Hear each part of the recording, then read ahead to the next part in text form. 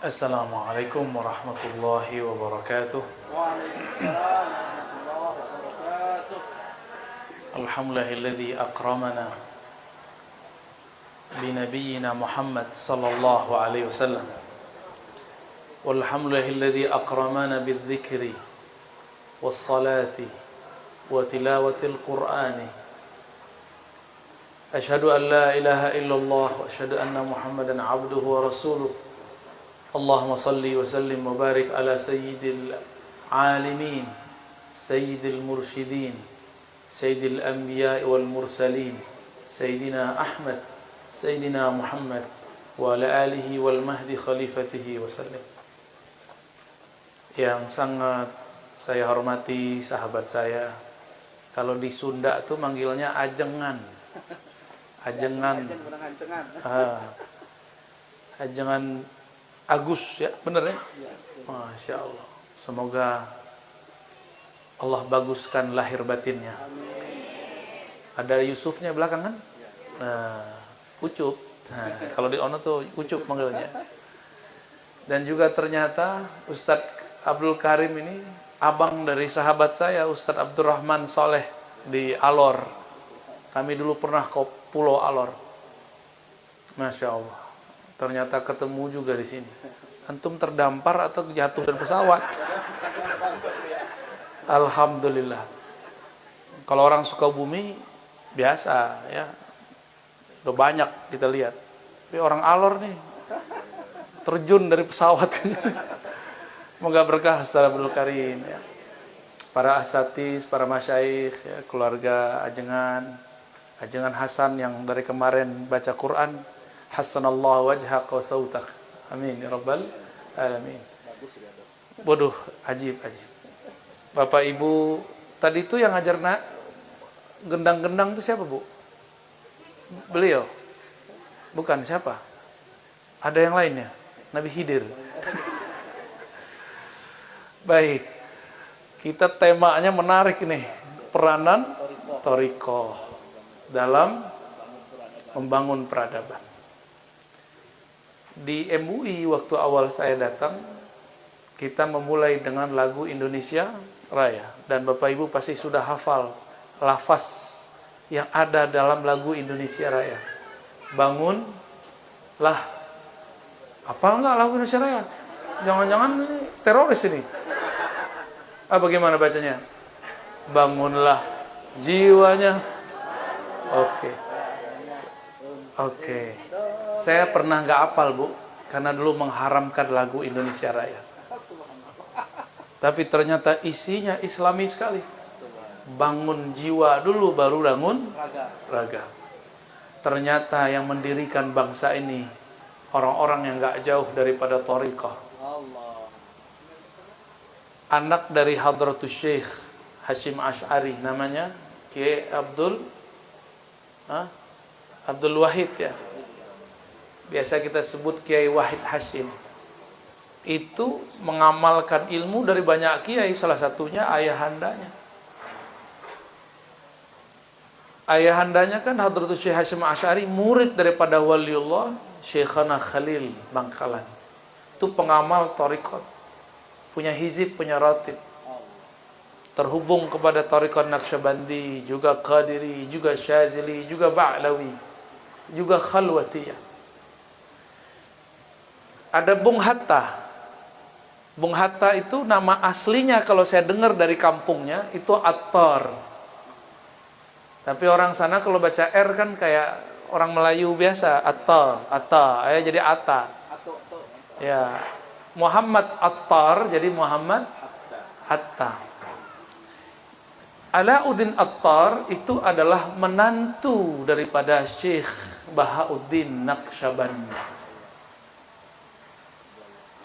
Ternyata beliau pernah mengambil dan mengamalkan zikir Thariqat Naqsyabandiyah, Khalidiyah yang dipelajari di kampungnya Batu Ampar. Saya pernah ke sana.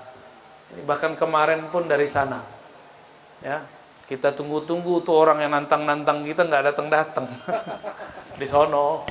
Habis itu udahlah kita nggak mau lagi ngelayanin mereka udah. Ya.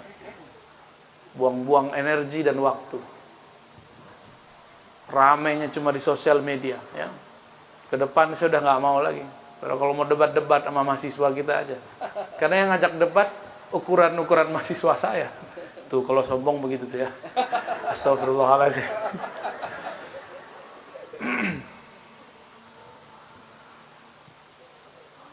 Banyak orang mencatut nama Sultan Muhammad Al-Fatih.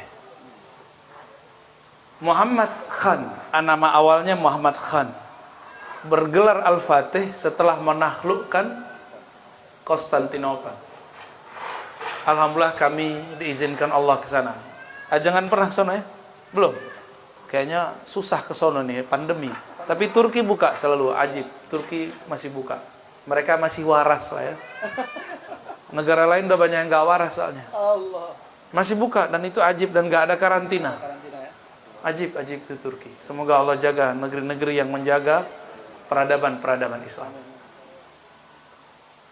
Muhammad Al-Fatih itu berjuang berkali-kali gagal untuk menaklukkan Konstantinopel. Sampai kemudian dapat isyarat dari gurunya Al-Imam Al-Mursyid Al-Kabir Ibn Syamsuddin. Salah satu thariqatnya An-Naqsyabandiyah. Qadiriyah juga, Rumiyah juga, Syaziliyah juga. Tapi yang dikenal di sana Naqsyabandiyah. Jadi Muhammad Al-Fatih itu bisa menaklukkan itu berkah bimbingan seorang mursyid.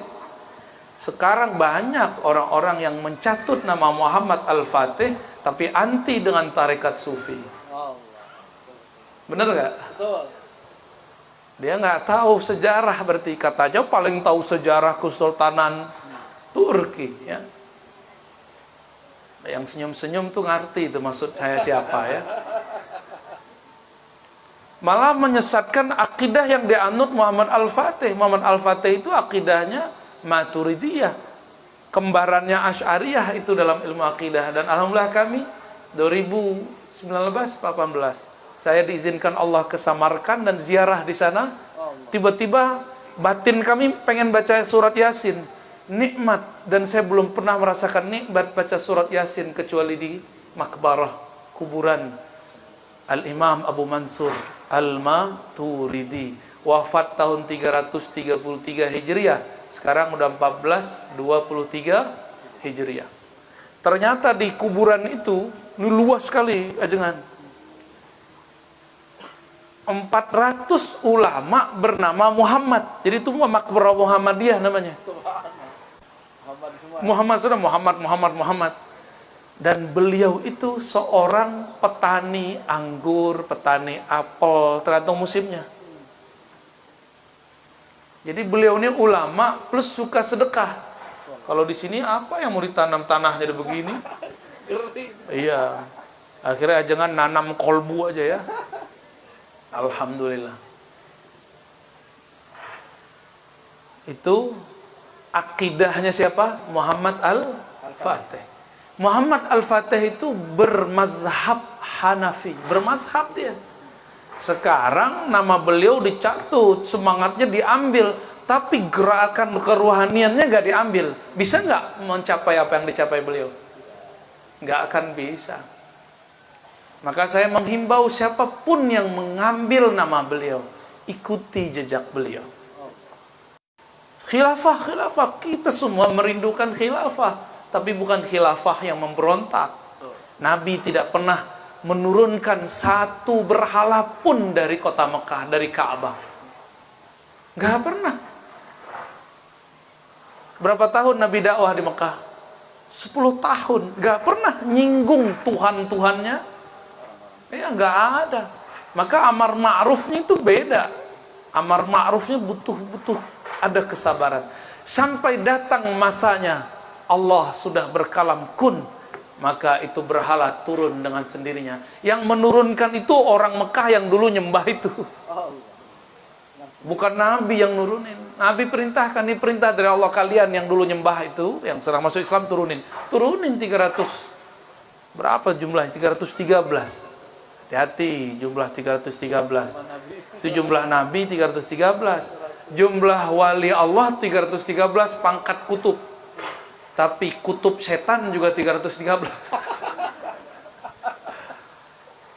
Itu Lata Uzza kan nama iblis itu. Berhalanya dibuat di sono, tapi Lata Uzzanya kan iblisnya beda. Dia belum mati loh sampai sekarang. Kalau dia turun, dia muncul lagi di umat ini, maka si Lata Uzza akan berhasil kepada kebanyakan umat mempraktekkan syirik. Tarekat itu memberantas syirik khafi. Syirik yang ada di dalam hati nurani diberantas dengan la ilaha illallah. Ada yang bisa dengan zikir lembut, ada yang nggak bisa. Khusus Thariqat Qadiriyah Naqsyabandiyah. Maka cara mengikis syiriknya dengan dihentakkan kalimat Allah, ditinggikan suara. Hilanglah syirik-syirik yang tersembunyi. Nah, jangan kaget nanti kalau di sini udah badan beliau mekar begini kan, suaranya kenceng. Lah, hilang. Oh. Itu bukan lagi neriakin Allah, lagi meneriakkan dirinya. Jadi jangan suuzon kalau ada orang zikir keras-keras, ya. Kita yang budek, ya. Kita yang tuli kolbunya. Itu Muhammad Al-Fatih. Sekarang banyak, ya, kita ini semua merindukan Al-Quds, tanah suci kita, kembali ke tanah umat Islam. Tapi perjuangan pembebasan Palestina ini banyak liku-likunya. Di Palestina sendiri ada 4 aliran besar. Dan itu mereka saling sikut-menyikut juga, rebut-berebut donasi juga. Ini kita kasih tahu petanya Bapak Ibu. Di sono juga banyak, nggak usah di sana, di sini aja kiai banyak. Ya. Di sana ada 4 organisasi besar, semuanya bercita-cita membebaskan Palestina. Berhasil enggak? Enggak. Makanya Al-Masjidil Aqsa sepi. Al-Masjidil Aqsa itu hanya dipenuhi oleh orang tua-tua, yang muda-mudanya enggak. Berkatalah rahib di sana. Apa kata rahib di sana? Pendeta Yahudi. Kalau subuhnya kayak Jumatan, kita baru gentar ketakutan.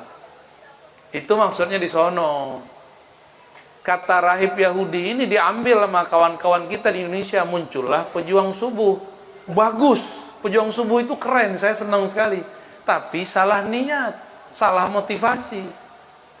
Kok yang ngomong Yahudi ente rame subuh, kalau yang ngomong Nabi kenapa ente gak dengar? Nabi ngomong, apa kata Nabi? Law ariman nas ma fil isya'i wal fajri la atauhuma walau kana habwan. La atauhuma walau habwan, ya.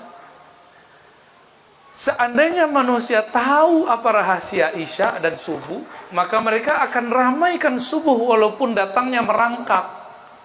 Bukan karena si Yahudi ngomong. Saya nggak butuh kalam Yahudi itu. Maka pada pejuang subuh tolong diluruskan motivasinya. Karena nanti antum kecewa, udah rame subuh kok nggak ada kebangkitan. Itu kan asbabul wurud kalau orang ngomong hadis. Teks. Apa kalimat, apa kejadian sehingga kalam itu muncul. Ayo pejuang subuh, niatnya, motivasinya karena Rasulullah yang ngomong, bukan karena Yahudi yang berbicara. Kita ini lebih senang kalau Yahudi yang kasih testimoni, ya. Kayaknya iman antum ke Nabi Rahib aja Yahudi. Ya, jadi ramaikan subuh bukan karena kalam-kalam mereka. Mundur di masa berakhirnya Fatimiyah, muncullah jenderal panglima perang terhebat di zaman itu. Orangnya sangat lembut, tapi tegasnya mengalahkan raja-raja yang zalim. Namanya Salahuddin Al-Ayyubi. Salahuddin Al-Ayyubi itu pun sempat konflik dengan beberapa sultan-sultan yang ada, yang tidak mau berjuang bersama beliau membebaskan Al-Quds. Maka beliau datang kepada Al-Qutub Ar-Rabbani, Syekh Abdul Qadir Al-Jailani. Maka Syekh Abdul Qadir Jilani titipkan seorang muridnya yang berpangkat wali kutub, dijadikan mursyid, pembimbing, mentor Salahuddin Al-Ayyubi. Tapi antum percaya atau tidak? Mentornya, wakil talkinnya, pangkatnya kutub. Kutub itu wali tertinggi. Ya, di atasnya ada satu lagi, Al-Ghaus. Ya. Nabi itu 124.000. Yang diangkat jadi Rasul 313. Yang paling mulia Sayyidina Muhammad sallallahu alaihi wasallam. Ada 25 yang disebut, maka juga ada 25 Ghaus besar. Ada satu paling mulia Nabi Muhammad sallallahu alaihi wasallam. Di zaman beliau Syekh Abdul Qadir, beliaulah pimpinan para walinya. Wali sama wali tahu, ya. Yang nggak tahu ya wali murid. Wali kota diangkat ya? Diangkat. Siapa yang angkat? Nggak mungkin rakyat yang angkat, ngusulin doang. Yang angkat siapa? Yang nyumpah siapa? Presiden, gubernur. Di atasnya. Maka nggak ada wali diangkat sama murid. Iya. Nggak ada. Wali diangkat sama Allah. Kan kekasih Allah. Dikirimlah orang, torikotnya bukan torikot Qadiriyah biasa, Qadiriyah Malamatiyah. Apa arti Malamatiyah? Torikot yang tidak pernah menyimpan kebusukan kalbu, tapi juga tidak pernah menunjukkan kesolehan. Torikot nyeleneh, tapi nyelenehnya untuk membersihkan orang-orang yang sok suci. Satu kali di masjid di Khurasan, ada seorang imam suaranya bagus, dan dia juga seorang hakim, pemimpin kota yang memimpin pengadilan, memimpin juga daerah tersebut. Mimpin jadi imam. Ketika dia masuk masjid, dia lihat orang yang dititipkan Syekh Abdul Qadir ini itu sedang main-main di sampah nggak jauh dekat masjid. Lalu mohon maaf, buang air kecil berdiri, mohon maaf. Sengaja di depan tuan syekh ini yang jadi imam ini, dia nggak istinja, sengaja. Habis itu dia main-main depan masjid, dia berisik, suaranya diberisikin.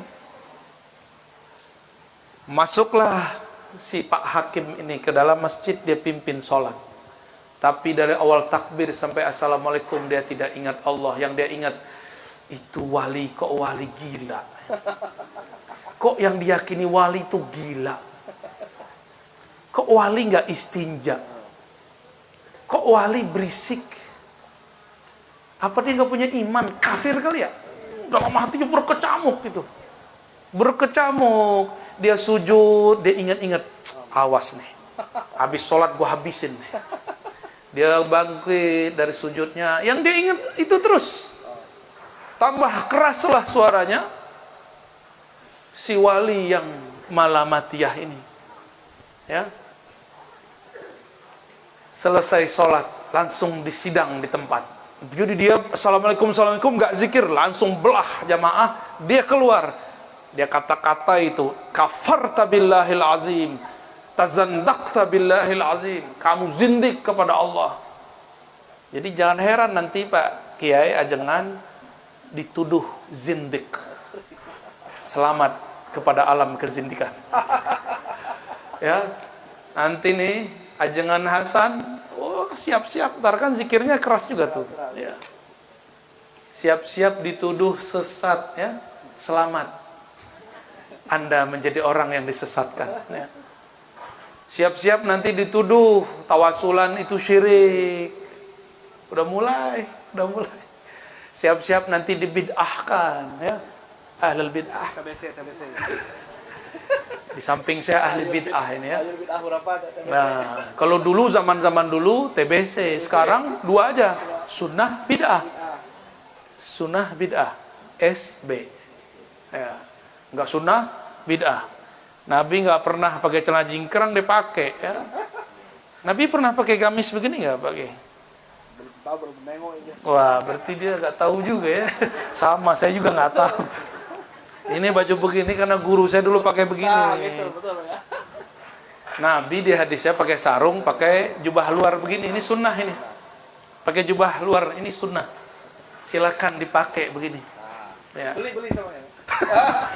Aduh, kiai beli mulu, bisnis mulu. Ini namanya rida, bukan sarban. Sarban itu yang di kepala. Ini rida, ini sunnah juga. Cuma beliau badannya udah keberatan. Ditaruh di samping, ntar badannya begini sebelah. Maaf ya, jangan ya. Mumpung masih bisa membuli ya. Nanti daripada dianggap sesat, mending membuli ya. Torikot Malamatiyah itu torikot pembulian.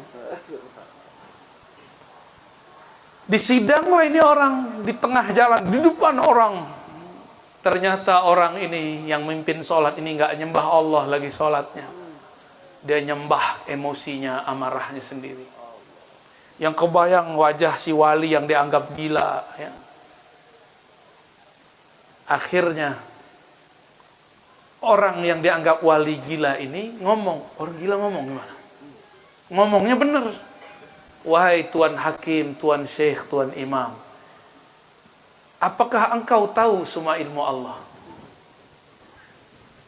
Apa jawaban beliau? Kalau kita ditanya begitu, jawabnya apa? Apakah engkau tahu semua ilmu Allah? Jawabnya apa? Sepakat ya? Benar nggak? Atau pada tahu semua ilmu Allah? Boleh kita uji? Saya uji satu-satu. Ya. Tahu nggak semua ilmu Allah? Pak Kiai, tahu nggak semua ilmu Allah? Enggak katanya. Setitik doang. Titik itu udah banyak bagi Allah itu ya. Tidak ada titiknya pun ada. Apa jawaban si orang ini? Waras dia. Oh iya, saya nggak tahu semua ilmu Allah karena dia orang alim. Dia tahu kalau dia baca Quran kadang masih ada yang salah juga. Walaupun dia hafiz Quran. Apa? Disambutlah jawaban itu oleh wali yang dianggap gila itu. Wahai Tuan Syekh yang sangat alim, jika engkau tidak tahu semua Allah, ilmu yang engkau tidak tahu, itulah yang aku kerjakan barusan. Bengong dia. Gak jadi disidang, dilepas. Dibukalah semua rahasia itu Syekh sama wali gila nih. Ente dari awal takbir gak membesarkan Allah. Yang ente ingat muka aneh yang juelek begini. Ente sebelum masuk ke masjid ngintip ya, kalau aku buang air kecil nggak istinja, kan menurut pandangmu aku tidak istinja. Pandangmu belum tentu benar. Pandangan zahirmu belum tentu benar. Mana mungkin seorang wali tidak istinja, kata beliau. Ente takbir memikirkan, kok itu wali nggak sholat? Apa jawaban beliau? Apakah ada wali yang tidak sholat? Apakah ada wali satu napas nggak ingat Allah, dipecat kewaliannya?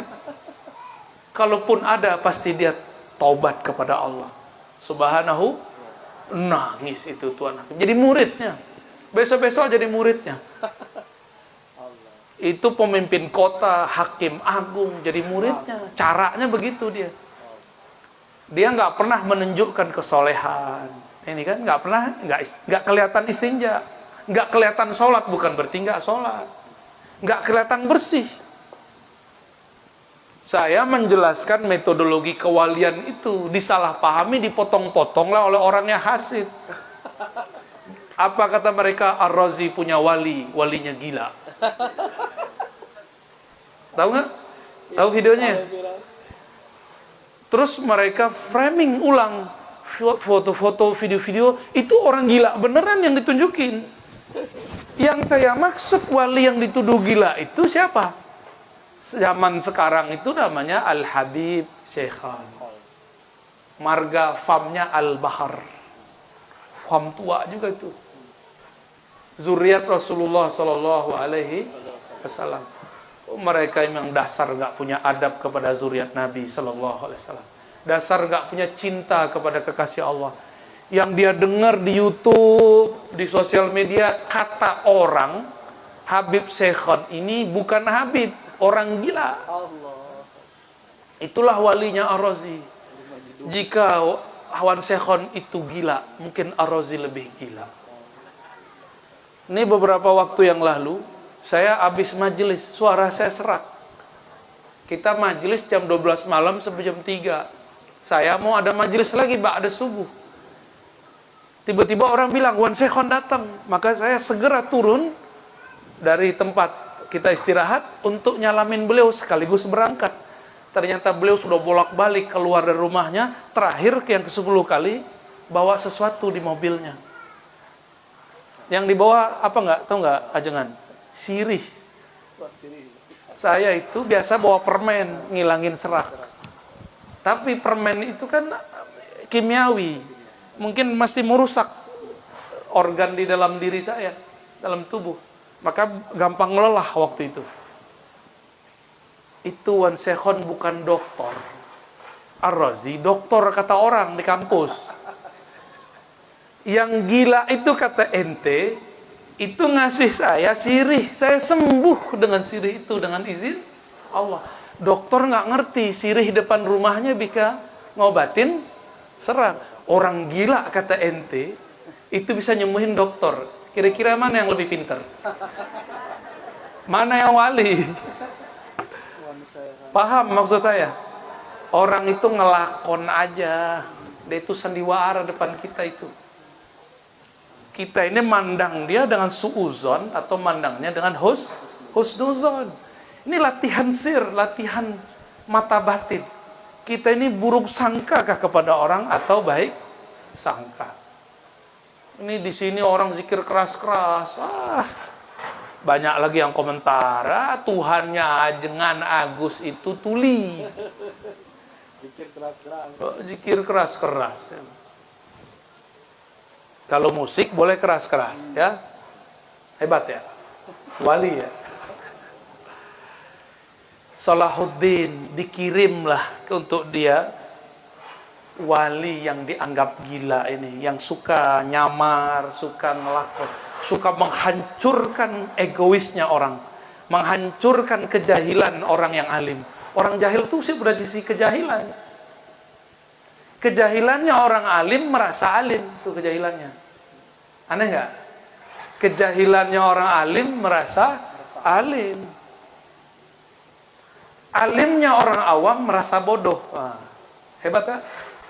Alimnya orang awam ketika dia sadar dirinya bodoh, itu dia alim.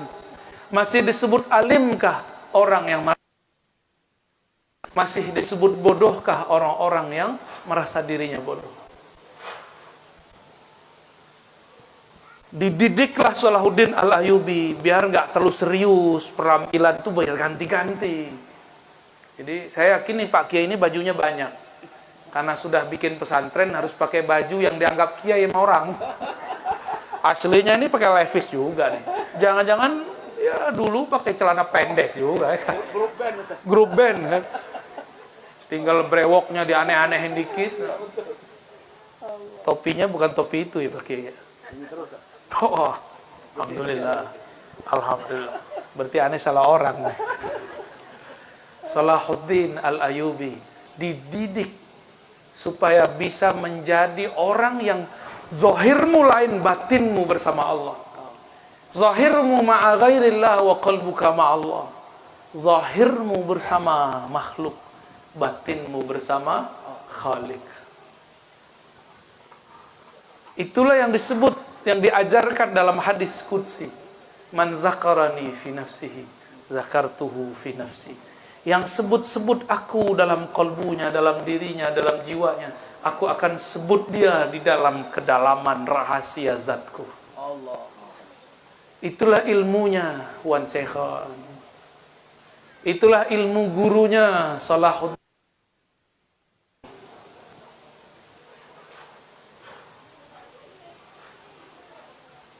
Akhirnya Salahuddin Al-Ayyubi ilmunya dan dia nyamar jadi dokter. Tahu kan kisah itu? Dia nyamar jadi dokter, itu ilmunya dari orang yang dianggap gila tadi. Kalau nggak belajar kepada orang yang dianggap gila, nggak tahu dia cara nyamar tuh, cara ngelakon, cara memerankan yang bukan dirinya, tapi kolbunya tetap standby dengan Allah Subhanahu wa Ta'ala.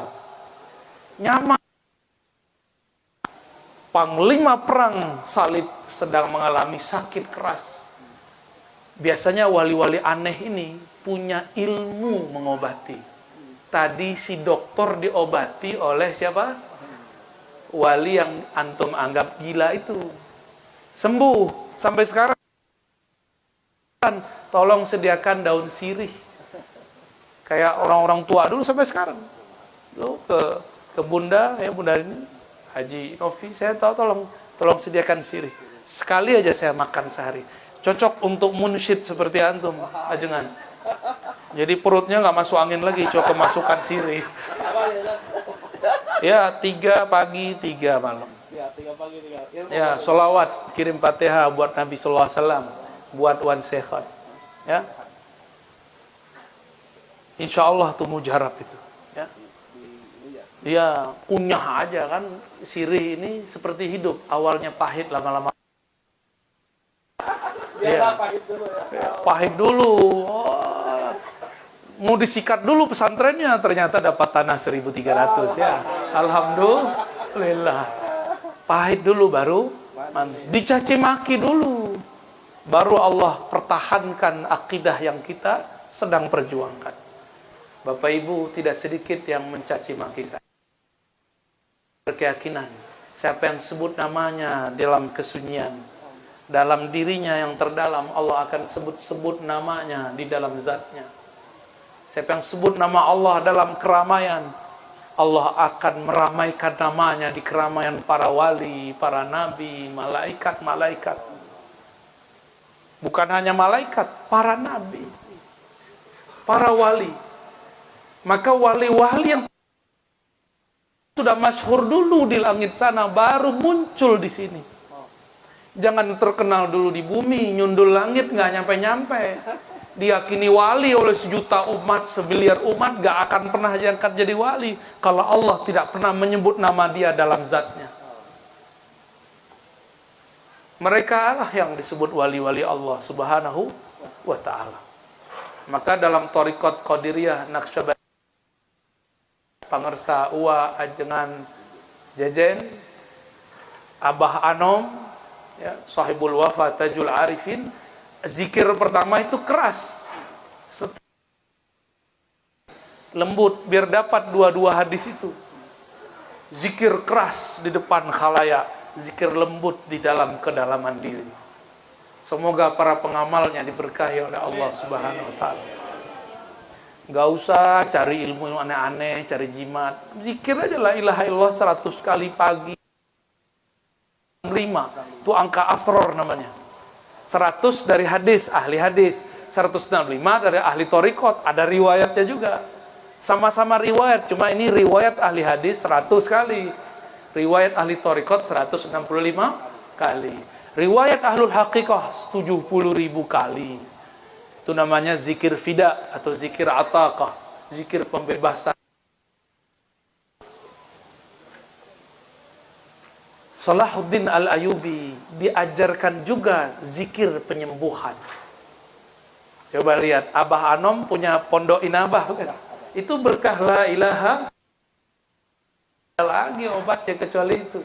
Orang sakau obatnya buat teriak-teriak. Teriaknya kalimah la ilaha illallah. Sembuh itu orang sakau.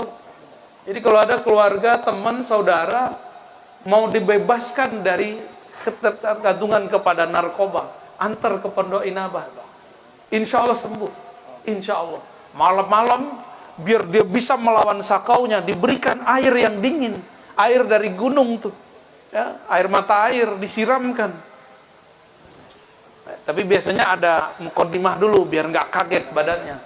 Ya, disuruh wudu dulu, kakinya disiram dulu. Udah kuat baru disiram, diguyur. Dengan begitu dia bisa berteriak itu. Dan kalau dia sudah bisa menahan dinginnya, dia akan mampu menahan sakaunya.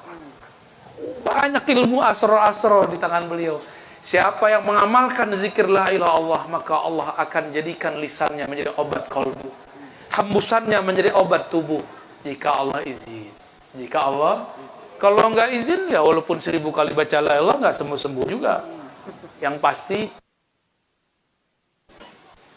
Salahuddin Al-Ayyubi datang ke Panglima salib. itu di dalam kemahnya. Simbol-simbol keagamaan mereka lengkap. Nah, nih, ada khurafat anak-anak awam santri. Kalau ngelihat salib, hafalan hilang. Itu dulu dalam kitab-kitab ada. Cuma itu kan pendapat ulama. Saya nggak sepakat. Ya, saya nggak sepakat, Pak. Emang kalau begitu, di Batam ini berapa banyak nih ya salib? Hafalan antum hilang nggak? Ya. Ada yang hilang ada. Hilang itu karena ngelihat yang di bawah salib. Betul ya. Iya. Kecuali kita horor mandang salib. Kalau kita parsialkan salib itu kan cuma garis, anggap aja plus, ya, selesai. Gak usah takut sama simbol. Gak usah takut dengan simbol. Kan Allah itu maha suci dari simbol-simbol. Ya. Jadi biarkan aja tuh mereka. Kita gak usah repot dengan simbol-simbol mereka. Ya. Mereka menghargai simbol itu, gak usah kita ganggu. Karena Nabi mengatakan, la tasubbu alihatahum fayusubbu ilahakum. Jangan pernah caci maki simbol-simbol Tuhan mereka, karena nanti mereka akan mencaci Tuhan kamu. Ya, jadi jangan caci maki, jangan ajarkan doktrin kebencian ke anak-anak kita. Ajarkan kasih sayang. Itu Salahuddin ketemu salib-salib begitu nggak kesurupan tuh. Nggak ada bilang Yesus, Yesus, Yesus, nggak ada.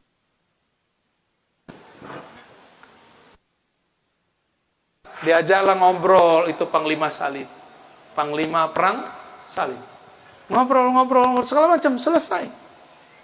Didoakan, dikasih resep sedikit, sembuh. Ternyata ketika mereka besok ketemu diplomasi, yang kemarin nyembuhin dia siapa? Salahuddin kaget, ya udah, minggat langsung, mundur secara solah, secara damai, walaupun sudah berjibaku perang berhari-hari, berbulan-bulan, bertahun-tahun. Akhirnya berhasil. Itu terjadi pada masa tersebut. Jadi Salahuddin thariqatnya apa? Qadiriyah. Muhammad Al-Fatih thariqatnya apa? Naqsyabandiyah. Mazhabnya Salahuddin apa? Syafi'iyah. Akidahnya apa? Asy'ari. Indonesia, pendiri NU Muhammadiyah, sama-sama berguru kepada Syekh Ahmad Khatib Al-Minangkabawi, Syekh Saleh Darat. Dua-duanya berguru kepada guru yang sama, itu guru bertarekat. Syekh Saleh Darat itu pensyarah kitab tasawuf hikam, tarekatnya Syaziliyah. Tadi Syekhana Khalil lebih banyak di situ, itu Qadirian, Naqsyabandiyah, Syaziliyah. Sedangkan Syekh Saleh Darat mursyid Syaziliyah. Jadi pendiri Muhammadiyah itu juga seorang sufi. Makanya Buya Hamka tanpa ada rasa takut nulis buku tasawuf modern. Saya nggak tahu itu, apakah banyak yang protes ke beliau itu saat itu ya. Mungkin ada kawan-kawannya protes, tapi kalau Buya Hamka ngomong didengar orang. Buya Hamka punya ayah namanya Syekh Abdul Karim, itu mursyid thariqat Naqsyabandiyah dan Khalwatiyah. Dia punya kakek namanya Syekh Amrullah di Maninjau, itu mursyid 3 thariqat, Naqsyabandiyah, Ba'lawiyah, Khalwatiyah. Gimana? Ngambil Said Ahmad Zaini Dahlan, Mekah semuanya. Jadi itu. Mungkin pertanyaannya, kok nggak ada orang Muhammadiyah? Nggak tahu ya. Dulu di Jakarta itu ada Pak Haji Sugiat, itu muridnya Abah Hanom tuh, orang Muhammadiyah. Muhammadiyah itu membangun raga, makanya banyak bangunan-bangunan. Ya mereka juga bangun mental, tapi lebih kelihatan. Kalau kampus Muhammadiyah ada di mana-mana wajar, tapi kalau pesantren yang ada di mana-mana punya siapa? NU. Jadi mereka ini sebenarnya saling melengkapi. Kadang-kadang saling sindir. Ya, kadang-kadang lupa dengan misinya, bahwa mereka ini bangun jiwa, bangun raga. Kalau saya mendoakan mereka agar negeri ini. Amin. Negeri ini ya mereka itulah.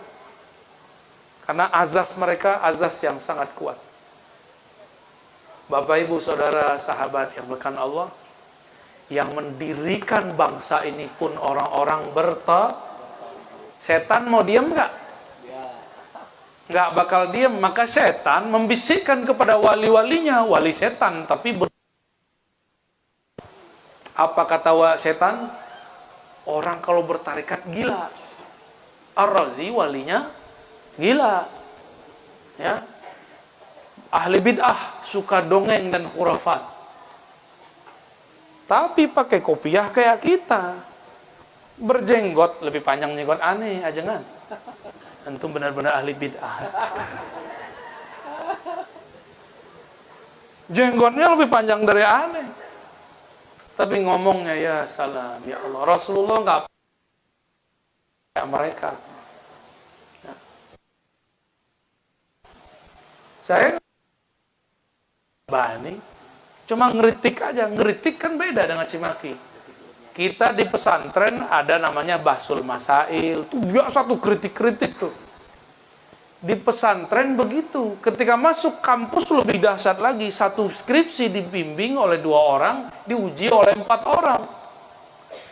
Tesis disertasi dibimbing oleh 2 orang. Ujian per babnya macam-macam. Saya per bab ujian zaman kita dulu di UIN. Masing-masing ngata-ngatain dengan ala profesornya mereka. Ketika ujian terakhir dihajar sama 6 orang. Biasa aja tuh, gak pernah saya bilang, Anda ini kufar. Anda ini menista agama. Yang saya tulis ini tentang agama Allah. Gak ada begitu. Malah senang dikritik orang. Senang kita dikritik orang. Karena kritik itu membangun jiwa. Kritik itu membangun. Ibu-ibu mau gak dikritik? Mau, beneran. Paling ngambek 3 hari. Bapak-bapak mau gak dikritik ibu-ibu? Bang, keteknya mau bang. Bang, jangan pakai baju begitu bang, aku malu bang. Ya, ikutilah. Baik. Kalau sudah nyata begitu, sejarah tidak bisa ditolak. Imam-imam Masjidil Haram sebelum zaman sekarang, rata-rata semuanya berthariqat. Mereka membangun peradaban dengan kerohanian yang kuat. Dan ini diakui pun juga oleh penulis-penulis dari Belanda. Namanya Martin van Brunei. Saya kira ini orang kafir, suka nyari kesalahan. Ternyata gaya dia nulis beda dengan pendahulunya orientalis. Dia sudah nggak mau disebut orientalis, menyebut dirinya revisionis, bahkan mengkritisi orientalis lama. Penemuan dia ketika dia meneliti di Uzbek, di Kurdistan, Asia Tengah, jihad-jihad dan pembangunan negeri yang membangun adalah ulama-ulama, mursyid-mursyid tarekat. Itu penemuan orang barat loh. Tapi kok kiai-kiai nggak pernah meneliti, ustadz-ustadz nggak pernah meneliti, berani bilang kemunduran umat karena sufi. Sufi itu paling gampang maju. Ya.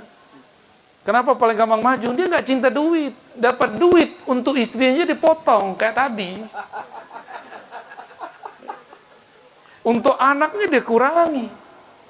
Anaknya banyak soalnya, santri kan anak dia semua. Gak mungkin. Saya udah ngelihat hampir semua kiai-kiai itu menghabiskan harta, jiwa, waktunya untuk membangun negeri. Maka kita doakan para ajengan, para kiai, Allah kuatkan hati mereka, kuatkan badan mereka. Allah kirim orang-orang untuk menyokong perjuangan mereka. Amin ya Rabbal Alamin. Bapak Ibu yang sudah telat, gak sempat jadi kiai, bantu kiai. Udah gak sempat kan? Kalau gak sini saya ajarin kitab Jurumiyah. Gak lolos 3 hari pulang. Jurumiyah, ya dulu kita belajar seminggu langsung bisa.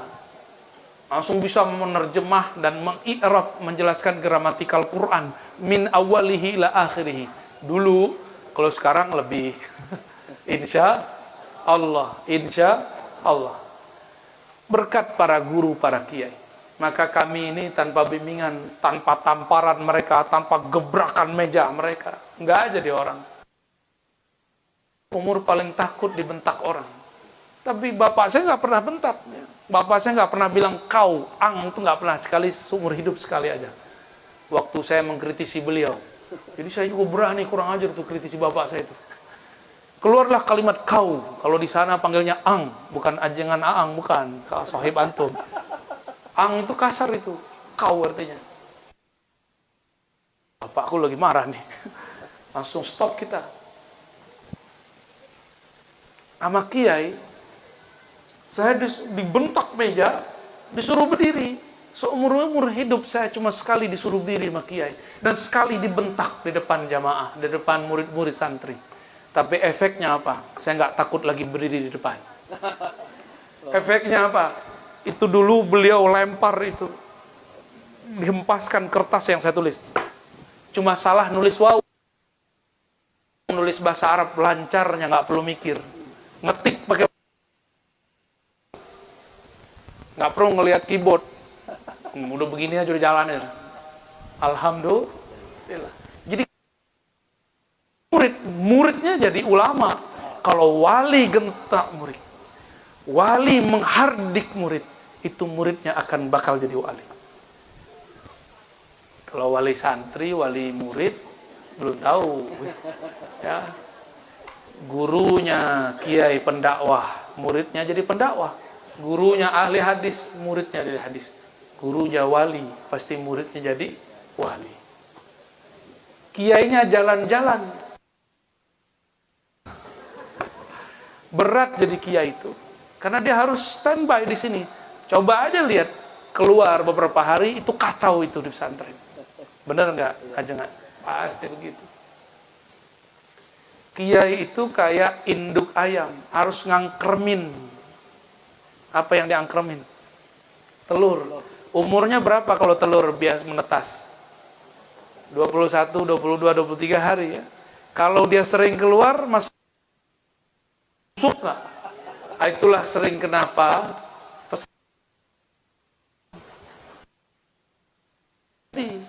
tamat sih tamat, tapi nggak. Kiai itu kan nggak mesti pakai gamis kayak kami. Kiai itu pejabat, pribadinya kiai. Takut kepada pejuang, dia bekerja, pebisnis, dia pribadinya kiai.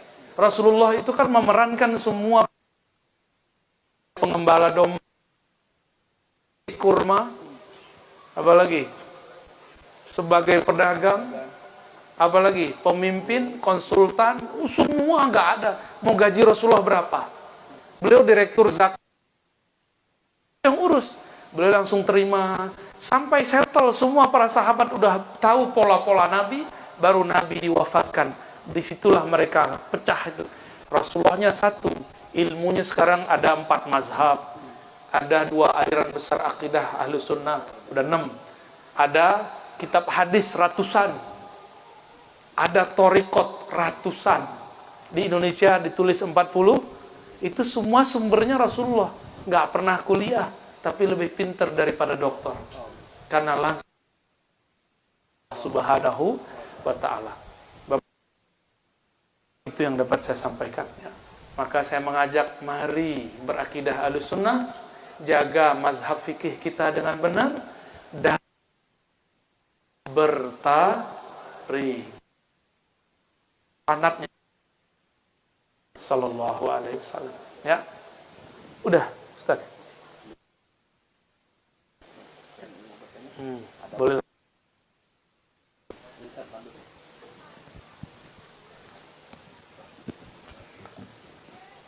Baik Bapak Ibu jemaah dimuliakan Allah Subhanahu wa taala, sebelum guru kita yang mulia mengakhiri tausiahnya, mungkin Bapak Ibu jemaah kita kasih kesempatan 2 orang penanya.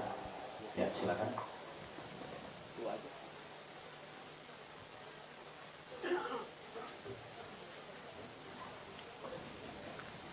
Baik, bismillahirrahmanirrahim. Assalamualaikum warahmatullahi wabarakatuh. Assalamualaikum warahmatullahi wabarakatuh. Alhamdulillah, kami ucapkan kepada Al-Mukarram Ustaz Agus Yusuf Subhani yang sudah memberikan kesempatan untuk belajar langsung kepada Abuya kita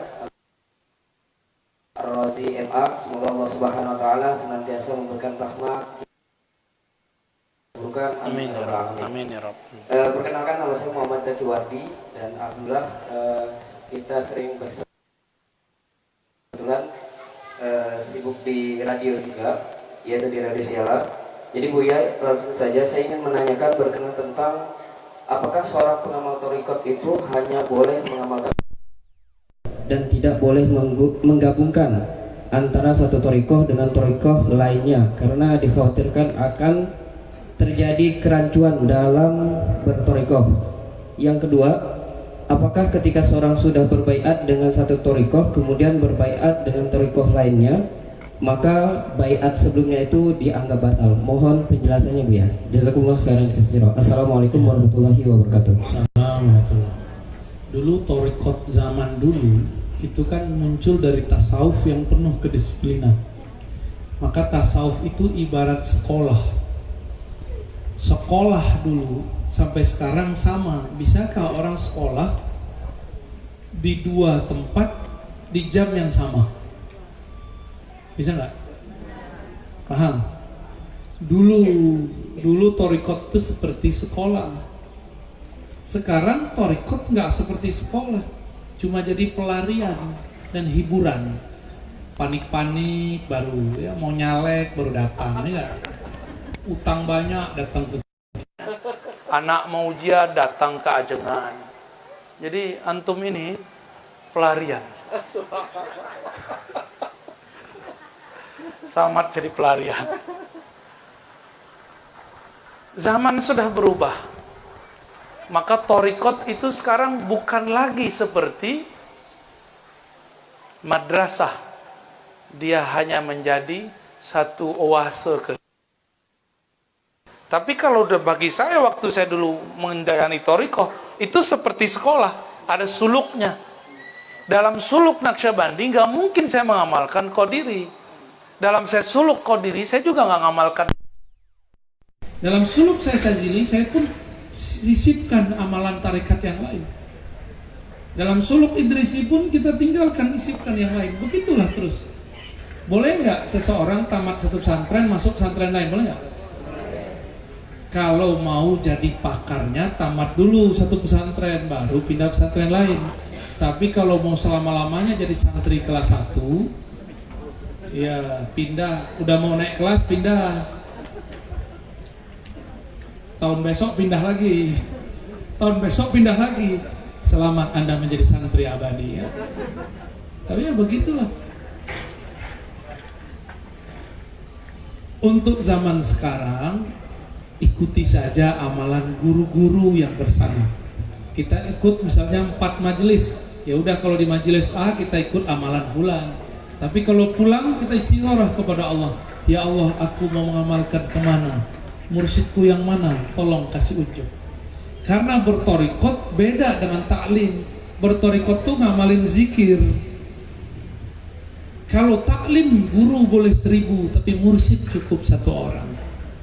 Supaya zikirnya nggak bingung. Ini kan mau ngirim Fatihah bingung, yang muncul 3 orang wajahnya. Kalau ini di Fatihah ini nggak nggak enak. Apalagi kalau guru mursyidnya 10 kan bingung. Kecuali kalau ajengan udah biasa duduk lama, ngirim Fatihah 100 orang sekaligus juga bisa. Ya, di Tulung Agung ada thariqat Syadzili yang ngirim Fatihahnya 100 tokoh, satu-satu. Ila Al-Fatihah, ila jangan Agus Yusuf Al-Fatihah, Al-Fatihah. Jadi Fatihah aja udah setengah jam. Tapi berkah karena Fatihah itu thariqat tertinggi, langsung dijemput di aras Allah. Murid itu mengira zikir yang hebat itu zikir di kolbu, belum tentu. Fatihah itu adalah inti dan awal, akhir, ujung daripada semua thariqah, nggak ada lagi. Jadi kalau ada santri-santri salik-salik, ikhwan-ikhwan thariqat disuruh tawasulan sama gurunya, itulah puncak thariqah. Itu puncak tarekat, karena tawasul itu akan menghasilkan syafaat. Kalau kita dapat syafaat gak perlu banyak-banyak zikir, langsung dibawa kehadiran Allah Subhanahu wa taala. Contoh nih, saya ada keperluan kepada pemimpin kota. Di sini wali kota ya. Kalau pakai proposal, pakai kelamaan, cukup kenal aja beliau-beliau ini kan. Gimana? Kenal Pak Sekdanya, kenal ininya, wakilnya, oh udah lengkap. Kenal kepala bagian mananya, tinggal diatur waktunya. Tergantung antum tawasulnya sama siapa nih. Kalau sama kabak, sama sekda, lebih kenceng yang mana? Ya, sama karyawan di wali kota, sama kabak, cepetan mana? Kira-kira begitu. Tawasulannya ke wali siapa? Kalau tawasulannya ke wali tertinggi, wah, jarak antum dengan Allah sebentar aja nyampe. Belum lagi zikir, udah hadir rasa bergantung kepada Allah Subhanahu wa ta'ala. Jadi silakan banyak guru, banyak ijazahan, rotib, tapi mursyid hanya satu. Cukup satu. Kalau yang dulu gimana? Makanya kalau memilih guru itu jangan ikut-ikutan, tapi pakai istikharah, bukan istikharah. Pakai istikharah. Masa cuma kawin doang istikharah? Kawin itu untuk teman hidup, teman tidur, teman makan, teman jalan-jalan. Ini teman dunia akhirat. Harus diistikharahkan. Salah-salah berguru kan gawat. Ya. Salah-salah bermursyid nggak usul-usul kepada Allah. Kira-kira begitu. Dan thariqat ini banyak. Tadi yang saya ceritakan, ini thariqat akan muncul lagi di akhir zaman. Thariqat malamatiyah, thariqat aneh. Zahirnya tidak pernah menunjukkan kesolehan, batinnya tidak pernah menyimpan kecuali nama Allah, nama Rasulullah Sallallahu Alaihi Wasallam. Kita soleh-soleh begini, kolbu cabul, serius. Otak kotor, batin terisi dengan selain Allah. Aku aja kita ini begini semua. Maka nggak ada kita ini, walaupun ditutup dengan pakaian sebagus apapun, selamat. Nggak ada. Hanya ampunan Allah yang bisa menyelamatkan kita semua. Ya? Ngaku aja, nafsu kita sama-sama besar ya. Coba ada Pragawati lo depannya, yang pakai kopiah, copot kopiahnya. Ada mata di kopiahnya, begini tapi gue sama aja. Ini kita, ibu-ibu katanya nggak nafsu sama laki-laki, ya salah, bohong. Nabi Yusuf lewat depan ibu-ibu sosialita, itu istri pejabat semua. Yaqta'na aidihin, mereka menggores, melukai tangannya tanpa sadar melihat Nabi Yusuf, masya Allah. Ya, kalau muka-muka kita kan pas-pasan. Ini aja banyak yang ngejar ini ya. Umi pasti susah juga tuh ngaturnya tuh. Bentar-bentar kalau pulang cek WA ya. Ya Rocky waktu itu juga, aduh, ini curhat nih Umi.